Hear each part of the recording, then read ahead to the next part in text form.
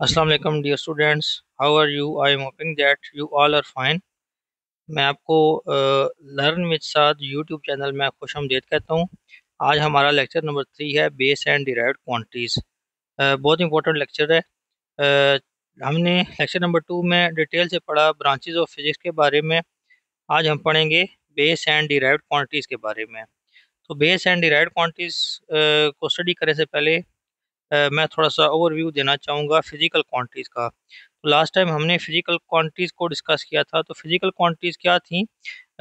All measurable quantities are called physical quantities. मतलब हर वो चीज़, हर वो फिजिकल क्वांटिटी जो मेजर की जा सके, उसको हम क्या कहेंगे? उसको हम फिजिकल क्वांटिटी कहेंगे। जैसे फॉर एग्जांपल मैंने आपको एग्जांपल दी थी, जैसे मैस है, मैस मेजर हो सकता है, लेंथ मेजर हो सकती है, टाइम मेजर हो सकता है। ये सारी की सारी क्या है? ये मेजरेबल क्वांटिटीज़ हैं। अब जितनी भी मेजरेबल क्वांटिटीज़ हैं, उनमें हमें दो चीज़ें पता होती हैं। अ, एक तो मैग्नीट्यूड और दूसरा यूनिट। ठीक है। All measurable all measurable quantities consist of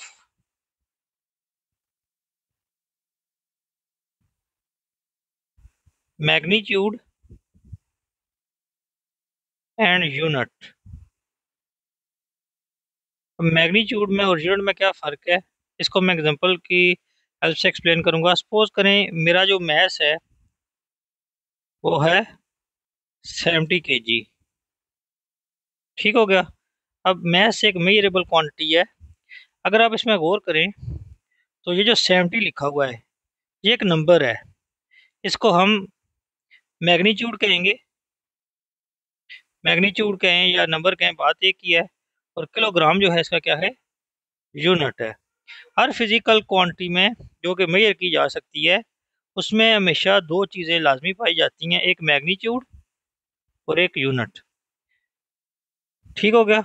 अब नेक्स्ट हम चलते हैं, अ, आगे हम बात करेंगे रोल ऑफ एसआई यूनिट्स की, कि एसआई यूनिट्स का क्या रोल है साइंस एंड टेक्नोलॉजी की डेवलपमेंट में। तो एसआई का क्या मतलब है? SI stands for system international. ठीक है, सिस्टम इंटरनेशनल। ये एक इदारा है जो कि पेरिस में बनाया गया। ठीक है। वर्ल्ड वाइड जो रिसर्च हो रही थी, तो साइंटिस्ट को बहुत ज़्यादा मुश्किलात पेश आ रही थी। क्योंकि मैं आपको एग्जांपल देता हूँ। फॉर एग्जांपल एक साइंटिस्ट है, वो लेंथ जो है वो किलोमीटर में मेजर कर रहा है। किसी और कंट्री का जो साइंटिस्ट है वो मीटर में मेजर कर रहा है। किसी और कंट्री का साइंटिस्ट है वो फीट में मेजर कर रहा है। तो इस तरह जो रिसर्च है वो डिफ़िकल्ट हो रही थी।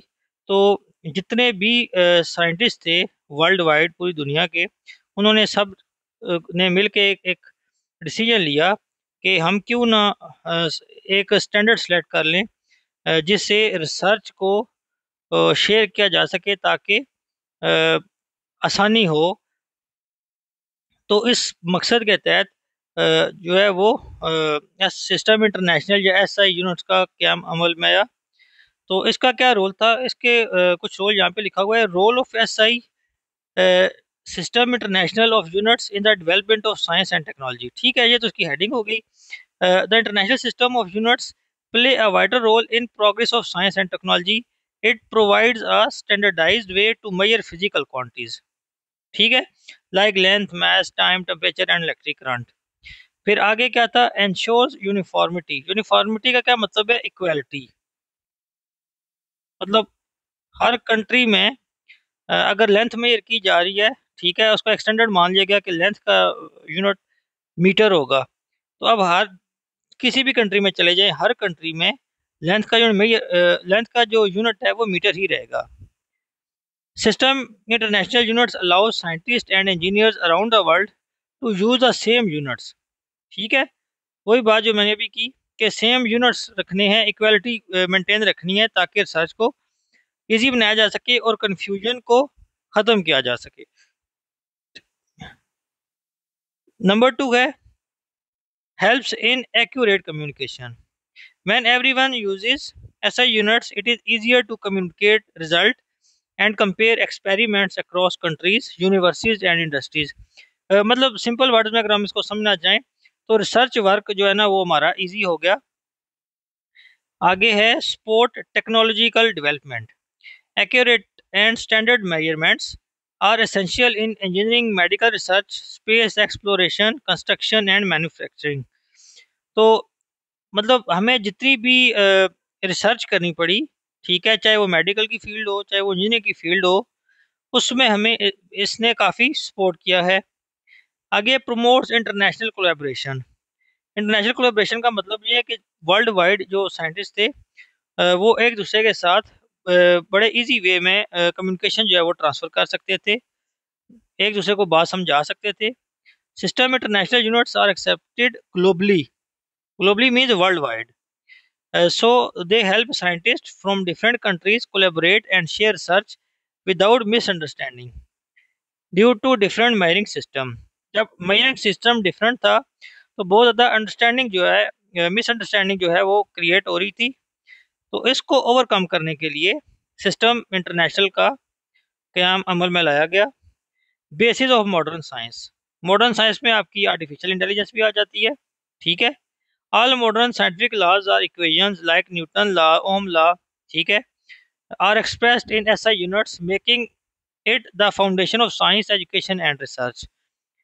तो ये कुछ इम्पोर्टेंट फैक्ट्स थे जो कि सिस्टम इंटरनेशनल के हमें अमल के लिए ज़रूरी थे। अब सिस्टम इंटरनेशनल ने ना क्या किया, मतलब जितने भी साइंटिस्ट थे उन्होंने फिजिकल क्वांटिटीज को टू ग्रुप्स में डिवाइड कर दिया। एक थी बेस क्वांटिटीज, एक थी बेस क्वांटिटीज और दूसरी थी डिराइव्ड क्वांटिटीज। अब बेस क्वांटिटीज कौन सी थी? बेस क्वांटिटीज 7 थी, ठीक है, जिनको मतलब स्टैंडर्ड माना गया कि ये बिल्कुल बेस है हमारी। जबकि डिराइव्ड क्वांटिटीज क्या है? डिराइव्ड क्वांटिटीज वो क्वांटिटीज हैं जो हम खुद ड्राइव कर सकते हैं, और इनकी अगर तादाद की बात की जाए तो ये इन्फिनिटी है, मतलब इनफाइनाइट है। ये ई कैट का एक पेपर था, मैं चेक कर रहा था, उसमें क्वेश्चन आया हुआ था कि नंबर ऑफ डिराइव्ड क्वांटिटीज कितनी हैं, तो उसका आंसर है इनफाइनाइट, क्योंकि बेशुमार हैं। लेकिन बेस क्वांटिटी जो है वो 7 है, ठीक है। सबसे पहले हम डिफाइन करते हैं बेस क्वांटिटीज को कि बेस क्वांटिटीज क्या होती हैं। सिंपल सी डेफिनेशन है, जस्ट आपने इसको पढ़ लेना है और एक्सप्लेन करना है आपने, बेशक आप इसको अपनी वर्डिंग में एक्सप्लेन कर दें। There are 7 physical quantities which form the foundation of other physical quantities. ठीक है, हमारे पास कितनी है? जैसे अभी डिस्कस किया मैंने, 7 बेस क्वांटिटीज हैं। These physical quantities are called base quantities. These are length, mass, time, electric current, temperature, intensity of light and amount of substance। अच्छा, मैं आपको एक इंटरेस्टिंग फैक्ट बताना चाहूँ। इन 7 में से मोस्टली जो हम यूज़ करेंगे वो 6 यूनिट्स हैं, ठीक है। कौन कौन से? लेंथ होगा, mass, time, electric current, temperature, intensity of light बहुत ही रेयर इस्तेमाल होता है फिज़िक्स में, मतलब बहुत हाई लेवल पे जाके इस्तेमाल होता है। और अमाउंट ऑफ सब्सटेंस जो है ये केमिस्ट्री में ज़्यादातर यूज़ होता है। हम जब हम मेजरमेंट करते हैं केमिस्ट्री के अंदर तो वहाँ पे जो है ना वो हमें मोल्स चाहिए होते हैं। तो ये थी कुछ बेस क्वांटिटीज़। फिर आगे है डिराइव्ड क्वांटिटीज़, तो उसकी डेफिनेशन को पढ़ लेते हैं। Those physical quantities which are expressed in terms of base quantities are called derived quantities. मतलब डिराइव्ड क्वांटिटीज वो हैं जो with the help of base quantities आपने खुद डिराइव की हैं, उसको हम क्या कहते हैं? डिराइव्ड क्वांटिटीज, ठीक है। इसमें बहुत सारी आ जाती हैं, area, volume, speed, force, work, energy, power, electric charge, electric potential, बहुत सारी इसकी जो है ना वो आप कह सकते हैं कि बहुत सारी इसकी टाइप्स हैं। अच्छा, ये कुछ यहाँ के एक टेबल बना हुआ है बेस यूनिट्स का। जैसे अगर हम बात करें टाइम की, तो टाइम को टिपिकली जो है वो हम स्मॉल टी से प्रेजेंट करेंगे। न्यूमेरिकल्स में भी इस्तेमाल आ गया, इसको हम करेंगे। इसका यूनिट होता है सेकंड, सेकंड को स्मॉल एस से रिप्रेजेंट करेंगे। आगे लेंथ है, लेंथ को आप एल एक्स या आर से रिप्रेजेंट कर सकते हैं, इसका यूनिट मीटर है, स्मॉल एम से रिप्रेजेंट करेंगे। फिर आगे जो है मैस है, तो मैस को स्मॉल एम से रिप्रेजेंट करेंगे, इसका यूनिट किलोग्राम होता है। अगर आपको न्यूमेरिकल में ग्राम में मतलब मैस गिवन है तो आपको कन्वर्जन करनी पड़ेगी। आगे हम कन्वर्जन भी सीखेंगे। फिर आगे आता है इलेक्ट्रिक करंट। इलेक्ट्रिक करंट को कैपिटल आई से रिप्रेजेंट किया जाता है मोस्टली, और इसका यूनिट होता है एम्पियर। एम्पियर एक साइंटिस्ट का नेम है। जो भी साइंटिस्ट का नेम होगा वो कैपिटल लेटर से स्टार्ट होगा, ठीक है। क्योंकि एम्पियर एक साइंटिस्ट का नेम है तो इसलिए कैपिटल ए उसने लिख दिया है। आगे थर्मोडायनेमिक टेम्परेचर। अब थर्मोडायनेमिक टेम्परेचर को आप कैपिटल टी से प्रेजेंट करेंगे। देखें, टाइम को आपने स्मॉल टी से किया है तो थोड़ा सा डिफ्रेंशिएट करने के लिए टेम्परेचर को आप कैपिटल टी से करेंगे। इसका जो होता है केल्विन। अगेन जरा आप गौर करें तो केल्विन जो है वो कैपिटल के लिखा हुआ है, मतलब ये भी एक साइंटिस्ट का नेम है। अमाउंट ऑफ सब्सटेंस को आप स्मॉल एन से प्रेजेंट करते हैं, इसका यूनिट मोल होता है। इंटेंसिटी ऑफ लाइट का यूनिट कैंडेला है, इसको स्मॉल सी डी से रिप्रेजेंट करते हैं। तो ये कुछ थे आपके बेस यूनिट्स। फिर आगे हम चलते हैं डिराइव्ड यूनिट्स को स्टडी करते हैं, ठीक है। आगे मैं हेडिंग दे देता हूँ, डिराइव्ड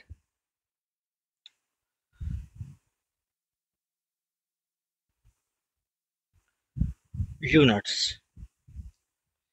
देखिए, बात ऐसे है, डिराइव्ड यूनिट्स की तादाद बहुत ज़्यादा है, तो मैं यहाँ पे चंद एक जो है वो आपको डिराइव करके दिखाऊंगा।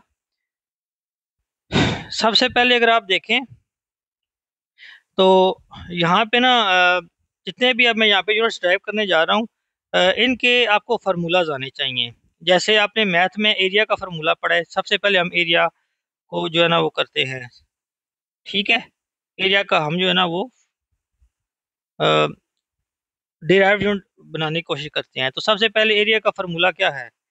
एरिया का फार्मूला होता है लेंथ मल्टीप्लाई बाय विड्थ, ठीक है। एरिया को कैपिटल ए से रिप्रेजेंट करते हैं, लेंथ को एल से और विड्थ को डब्ल्यू से। देखें, लेंथ का अभी आपने यूनिट पढ़ा है, लेंथ का यूनिट होता है मीटर, ये ठीक है। तो विड्थ भी लेंथ ही है, तो विड्थ की जगह मैं मीटर लिख सकता हूँ। मीटर इंटू मीटर क्या हो जाएगा? मीटर का स्क्वायर। सो हमें पता ये चला कि एरिया का जो यूनिट बनेगा वो मीटर स्क्वायर है, ठीक है। इसी तरह अगर हम आगे बात करें, नेक्स्ट जो है वो हम सपोज करें हम बात कर लेते हैं वॉल्यूम की। मैं बिल्कुल बेसिक से लेके चल रहा हूँ ताकि कन्फ्यूजन ना हो। तो वॉल्यूम को हम कैसे डिफाइन करेंगे? देखिए, वॉल्यूम का फार्मूला हमें आना चाहिए। वॉल्यूम का फार्मूला हमने मैथ में पढ़ा है, क्या होता है? Length multiply by width multiply by height, ठीक है। वॉल्यूम को वी से, कैपिटल वी से प्रेजेंट करते हैं। लेंथ का भी हमने यूनिट पढ़ा था, मीटर होता है, और विड्थ का भी मीटर होता है क्योंकि विड्थ भी लेंथ है, हाइट भी लेंथ है। तो metre into metre into metre क्या बनेगा? मीटर का क्यूब। तो ये आपने वॉल्यूम का यूनिट ड्राइव कर लिया। मुझे उम्मीद है कि आपको ये डिफिकल्टली लगा होगा। अब थोड़ा सा ना हम एडवांस लेवल पे चलते हैं। अब नेक्स्ट जो हमने करना है वो है, नेक्स्ट जो है हमारी स्पीड। ये आप चैप्टर 2 में जाके इसका फार्मूला पढ़ेंगे, ठीक है। अभी इस फार्मूले को आपने याद रखना है। स्पीड का फार्मूला क्या होता है? स्पीड का फार्मूला होता है distance divided by time. Speed को वी से प्रेजेंट करते हैं, ठीक है, लेकिन ये जो वी है ये स्मॉल है, ठीक है। कैपिटल वी से जो है वो आप वॉल्यूम को रिप्रेजेंट करते हैं, स्मॉल वी से आप स्पीड को रिप्रेजेंट करेंगे। तो डिस्टेंस चूंकि आपको मैंने अभी बताया लेंथ है, तो लेंथ का यूनिट मीटर है, टाइम का यूनिट सेकंड है। तो स्पीड का यूनिट क्या बनेगा? मीटर पर सेकंड। आप इसको इस तरह भी लिख सकते हैं, या इसको आप लिख सकते हैं मीटर पर सेकंड, मतलब एस की पावर -1, एस की पावर +1 है ना। ये इंडेसिस का रूल है कि जब एस ऊपर जाएगा तो पावर जो है वो उसका साइन चेंज हो जाएगा। तो ये आपका स्पीड का बन गया एसआई यूनिट, मीटर पर सेकंड इसका एसआई यूनिट है। अब नेक्स्ट जो है वो है हमारे पास फोर्स। जिस तरह स्पीड का फार्मूला आप नेक्स्ट चैप्टर में पढ़ेंगे। इसी तरह फोर्स का भी आगे फार्मूला है। फोर्स का फार्मूला मैं आपको लिख के बता देता हूँ, आप इसको याद कर लें, आगे काम आएगा। फोर्स का फार्मूला होता है मैस मल्टीप्लाई बाय एक्सेलरेशन। ठीक हो गया। अब फोर्स को आप कैपिटल एफ से रिप्रेजेंट करते हैं, और मैस का भी आपने यूनिट पढ़ा था ऊपर, बेस यूनिट है मैस का, यूनिट होता है किलोग्राम। एक्सेलरेशन का यूनिट होता है मीटर पर सेकंड स्क्वायर। आई थिंक यहाँ पे मैंने अभी एक्सेलरेशन का यूनिट नहीं ड्राइव किया, तो अभी आप जस्ट इसको याद रख लें। एक्सेलरेशन का जो यूनिट है वो किलोग्राम, एक्सेलरेशन का जो यूनिट है वो मीटर पर सेकंड स्क्वायर होगा। तो फोर्स का यूनिट क्या बन गया, किलोग्राम मीटर पर सेकंड स्क्वायर। ठीक है। अब इसमें क्या है कि ये बन गया फोर्स का यूनिट। अब फोर्स के ऊपर एक साइंटिस्ट ने सबसे पहले वर्कआउट किया था, जिसका नाम था न्यूटन। तो न्यूटन ने कहा कि फोर्स का यूनिट न्यूटन होगा। ठीक है। उसने मतलब वर्क किया ना, तो क्रेडिट भी न्यूटन को जाता है। तो फोर्स का यूनिट क्या हो गया, न्यूटन। अब हम कह सकते हैं कि न्यूटन जो है वो किसके इक्वल हो गया, किलोग्राम मीटर पर सेकंड स्क्वायर। ये आपसे एमसीक्यूज में पूछ सकता है, आपको आना चाहिए। तो ये हो गया आपका न्यूटन। अब न्यूटन चूंकि साइंटिस्ट का नेम है, तो आप देख सकते हैं इसको कैपिटल करके लिखा गया है। अभी मैं एक्सेलरेशन का फार्मूला, एक्सेलरेशन का यूनिट ड्राइव करके आपको दिखाऊंगा, क्योंकि फोर्स में एक्सेलरेशन का यूनिट इस्तेमाल हुआ है, तो एक्सेलरेशन का मैंने भी ड्राइव नहीं किया। तो अब इसको एक्सेलरेशन का हम ड्राइव कर लेते हैं। तो एक्सेलरेशन का फार्मूला क्या होता है, ये भी आपने याद रखना है कि जो एक्सेलरेशन होता है वो होता है स्पीड डिवाइडेड बाय टाइम। तो एक्सेलरेशन को आप ए से रिप्रेजेंट करते हैं। ठीक है। स्पीड का मैंने ऊपर ड्राइव किया है, जो क्या आता है मीटर पर सेकंड। तो मैं इसको उठा के इधर लिखूंगा, स्पीड की जगह मीटर पर सेकंड, और टाइम का यूनिट क्या होगा, सेकंड। अब एक्सेलरेशन क्या हो जाएगा, मीटर पर सेकंड। ये जो सेकंड है जब ये ऊपर जाएगा तो ये हो जाएगा इसकी पावर -1। इंडाइसिस का रूल है, जब बेस सेम होते हैं मल्टीप्लाई हो रहे हो, जब बेस सेम हो मल्टीप्लाई हो रहे हो, पावर ऐड हो जाती हैं। तो एस, एस की पावर -2 मतलब क्या बनेगा, इसको कैसे पढ़ेंगे, इसको पढ़ेंगे मीटर पर सेकंड स्क्वायर। ये जो मीटर पर सेकंड स्क्वायर आया है, ये मैंने यहाँ पे एक्सेलरेशन की जगह यहाँ पे यूज़ किया था। ठीक है। तो फोर्स के बाद हमने एक्सेलरेशन का भी यूनिट ड्राइव करना सीख लिया। फिर आगे चलते हैं हम प्रेशर के ऊपर। प्रेशर क्या होता है, प्रेशर का भी एक फार्मूला है जो आप अगले आने वाले चैप्टरों में पढ़ेंगे। अभी से याद कर लें, बहुत अच्छी बात है। प्रेशर का फार्मूला होता है force divided by area. Pressure को कैपिटल पी से रिप्रेजेंट करते हैं। अभी फोर्स का हमने ड्राइव किया था न्यूटन, तो फोर्स जगह मैं न्यूटन लिख लेता हूँ, और एरिया का मैंने इधर ऊपर किया था ये मीटर स्क्वायर। ठीक है। तो एरिया की जगह मैं डायरेक्ट क्या पुट कर देता हूँ, मीटर स्क्वायर। आप इसको यूं भी लिख सकते हैं, न्यूटन पर मीटर स्क्वायर, और ये इक्वल होता है पास्कल के। ठीक है। पास्कल भी एक साइंटिस्ट का नेम है। ठीक है। अब जो कि प्रेशर को आप पी से रिप्रेजेंट करते हैं, पास्कल का पी भी कैपिटल है, लेकिन साथ में छोटा से हम इसलिए लिख देते हैं ताकि थोड़ा सा डिफ्रेंशिएट हो सके। ये बाई चांस मतलब पास्कल भी पी से स्टार्ट हो रहा है और प्रेशर भी पी से स्टार्ट हो रहा है, तो इसलिए थोड़ा सा डिफ्रेंशिएट करने के लिए हम इसके साथ छोटा सा ये लिख देंगे। ठीक है। आगे है लास्ट, वैसे और भी बहुत सारे हैं, मैं लास्ट यहाँ पे लिखूंगा इलेक्ट्रिक चार्ज। इलेक्ट्रिक चार्ज, तो इलेक्ट्रिक चार्ज के लिए हम करंट का सहारा लेंगे। इलेक्ट्रिक करंट का जो फार्मूला होता है, इलेक्ट्रिक करंट का फार्मूला क्या होता है, चार्ज, चार्ज कह लें, इलेक्ट्रिक चार्ज कह लें, बात एक ही है, डिवाइडेड बाय टाइम। अब इलेक्ट्रिक करंट को जो है वो हम आई से रिप्रेजेंट करते हैं, चार्ज को कैपिटल क्यू से और टाइम को स्मॉल टी से। तो चूंकि हमें चार्ज का चाहिए, तो चार्ज को हम किससे रिप्रेजेंट करेंगे, क्यू से। इसके क्रॉस मल्टीप्लाई करवा दें, ये बनेगा Q is equals to I T. Q is equals to, current का यूनिट होता है एम्पियर। ठीक है। ये हमने ऊपर टेबल में पढ़ा था कि करंट के ऊपर सबसे पहले किसने काम किया था, एम्पियर साइंटिस्ट ने। तो उसने अपनी पब्लिसिटी के लिए करंट का यूनिट एम्पियर रख दिया, टाइम होता है सेकंड। ठीक है। तो चार्ज का यूनिट क्या बन गया, एम्पियर सेकंड। अब चार्ज के ऊपर भी एक साइंटिस्ट ने काम किया था जिसका नाम था कूलम। तो हम जो है ना वो कैपिटल सी लिख देंगे। ठीक है। कैपिटल सी किसको रिप्रेजेंट कर रहा है? कूलम को रिप्रेजेंट कर रहा है। कूलम भी एक साइंटिस्ट का नेम है। तो ये आज हमने क्या सीखा? आज हमने ये सीखा कि बेस क्वांटिटीज में और डिराइव्ड क्वांटिटीज में क्या डिफरेंस है। ठीक है। सिस्टम इंटरनेशनल का क्या रोल था साइंस एंड टेक्नोलॉजी की डेवलपमेंट में। ठीक है। ये मतलब आपसे लॉन्ग क्वेश्चन पेपर में पूछा जा सकता है। ठीक है। और हमने कुछ यूनिट्स जो है ना वो डिराइव करना सीखे हैं। तो काइंडली चैनल को सब्सक्राइब कर दें और बेल आइकन को प्रेजेंट कर ले। Thank you. अल्लाह हाफिज़।